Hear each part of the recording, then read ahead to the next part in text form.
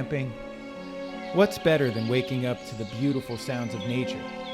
Except, of course, waking up to the beautiful sounds of nature and enjoying an amazing cup of coffee.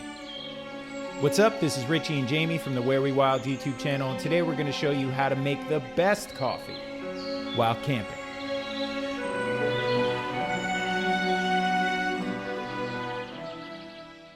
Alright, so before we get brewing, let's talk about everything you're going to need here. Number one, a French press coffee maker.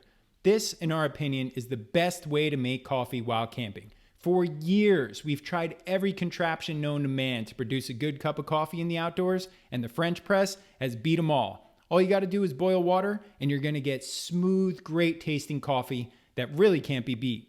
The next thing you're going to need is a container to boil your water in.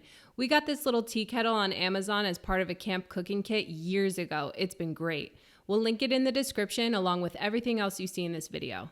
You're also going to need a way to heat up that tea kettle. We like to use this little backpacking stove and a canister of fuel because it's so lightweight you can take it anywhere. But any camping stove will do.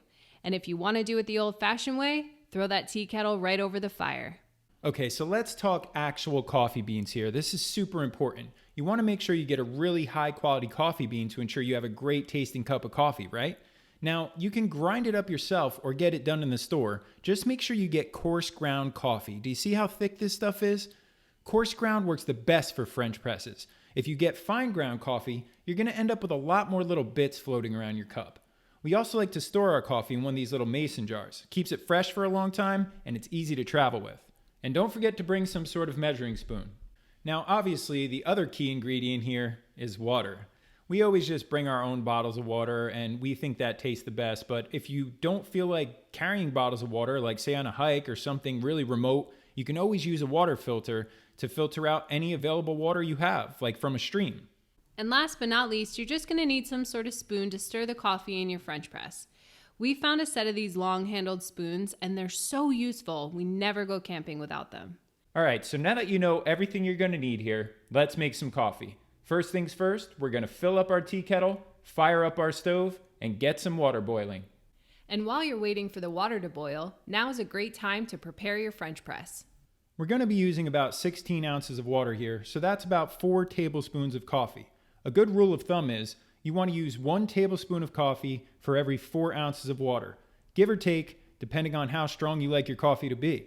When the kettle starts steaming and the water's boiling, you can go ahead and shut off your flame and take your kettle off your stove. Just be careful not to burn yourself. You might want to give it a minute to cool down. Next up, you're going to take the lid off the French press, slowly pour in that hot water, and start stirring. You're going to want to stir it up for about a minute or so. This gives the coffee grinds a chance to release even more flavor into the water and results in a way better tasting cup of coffee. After about a minute of stirring, you can go ahead and put the lid back on your French press. Now notice on the lid of your French press, there's a little arrow here that indicates whether or not it's in the pouring position. Off to the side, it creates an airtight seal.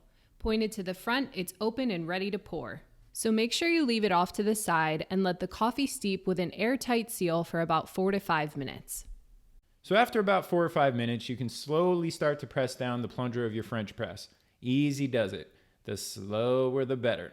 You're basically just trying to carefully compress those coffee grinds without allowing a lot of little bits to get past the filter. Now, the coarse ground coffee helps with this, and the slower you go, the more it's going to catch. You're always going to end up with a few little bits floating around, but it's really no big deal.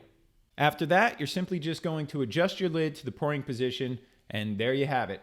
You just made a really high quality cup of coffee in the middle of nowhere, surrounded by the beauty of nature. If you take your coffee black, you're good to go. If not, you can always add your favorite milk, cream, sugar, or however you like to take your coffee, and that's it. We've been living off this French press for years. We've tried every little contraption. There are so many things that claim to make a great cup of coffee in the outdoors, and some of them are okay, but nothing has compared to this French press. So try it out for yourself. Let us know what you think.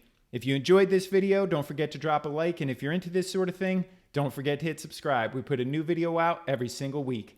Thanks so much for watching. We'll see you next time. Later.